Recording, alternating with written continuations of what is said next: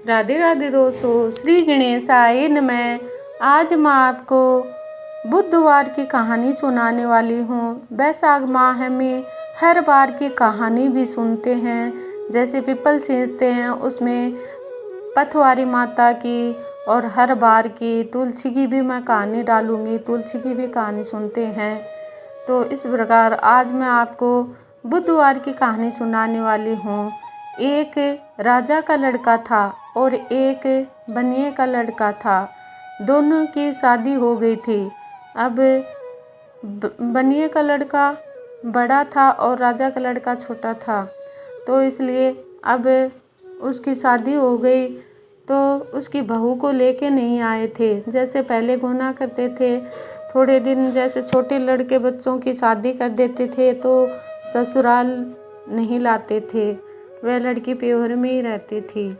इसलिए एक दिन राजा का लड़का, बनिया का लड़का और सारे दोस्त इकट्ठे होकर बतलाने लगे, जैसे नारियों की बात करने लगे आपस में। तो उन्होंने बोला कि नारीहीन भूतों का डेरा, घर भूतों का डेरा। ऐसे सब ने बोला कि नारीहीन घर भूतों का डेरा। अब बनिए के लड़के ने सुना और राजा के लड़के ने सुना। जब राजा के लड़के ने ये ऐसी बात सुनी तो अपनी पत्नी को तुरंत उसी टाइम लेने चला गया। उनके सास ससुर ने और चाचा ताऊ ने, सब ने, ननद ने, सब ने बहुत समझाया कि बेटा आज बुधवार है, आज हम विदा नहीं करेंगे और सुबह चले जाना। तो उसने बात नहीं मानी। वह बोला मैं तो अभी जाऊंगा। अब वह अपनी पत्नी को विदा करके ले आने की जिद करता है, मान जाते हैं। उसके सास ससुर उसकी बेटी के पल्ले में कुछ गुड़ और कुछ सामान बांध देते हैं, चने। तो अगर भैया जैसे है ना, बुधवार को हमारे जल्दी से लड़के को विदा नहीं करते हैं, जैसे बहू घर में बुधवार को नहीं आती है।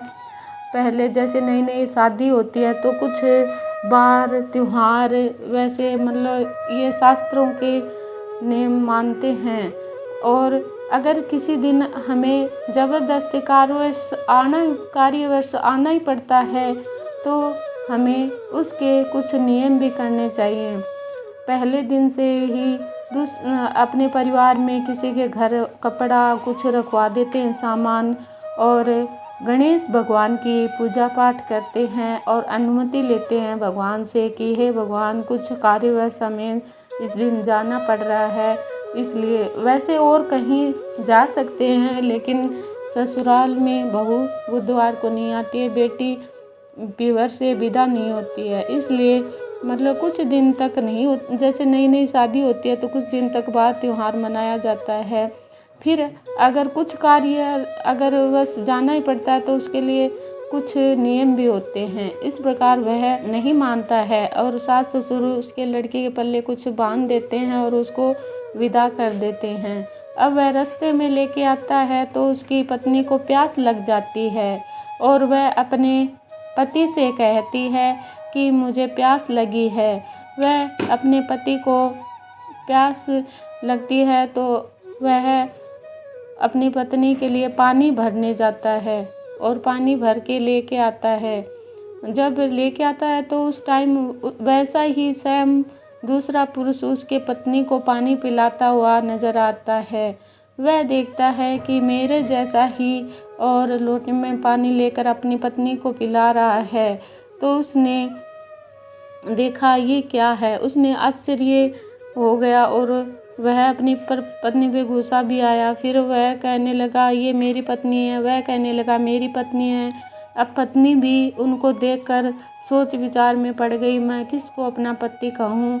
अब उसी समय उसको याद आया कि मैंने अपनी सास ससुर से जिद कर मैं अपनी पत्नी को विदा करके ले आया, न जाने इस कारण ही ये सब हुआ होगा। उसने गणेश भगवान को हाथ जोड़कर विनती करी और प्रार्थना की। उसने क्षमा मांगी और उसी टाइम अपनी पत्नी को लेकर वापस ससुराल गया और गणेश भगवान की पूजा पाठ करी। उसी समय वह दूसरा आदमी अंतर ध्यान हो गया और उसके ससुराल जाके पूजा पाठ करके दूसरे दिन सुबह वह अपनी पत्नी को लेके आया। इसलिए कुछ नियम शास्त्र होते हैं, इसलिए हमें उनका पालन करना ही चाहिए। अगर कारणवश कहीं अगर ज़बरदस्ती कहीं कार्यवश जाना ही पड़ता है तो उसके लिए हमें कुछ पूजा पाठ भगवान को ध्यान करके ही जाना चाहिए। इसलिए कुशल अपनी यात्रा हो जाए और कुछ अमंगल भी नहीं हो। इस प्रकार मैंने आपको गणेश भगवान की कथा सुनाई है। अगर आपको अच्छी लगे तो चैनल को सब्सक्राइब करना, बेल आइकन दबाना। श्री कृष्णम शरणम मम।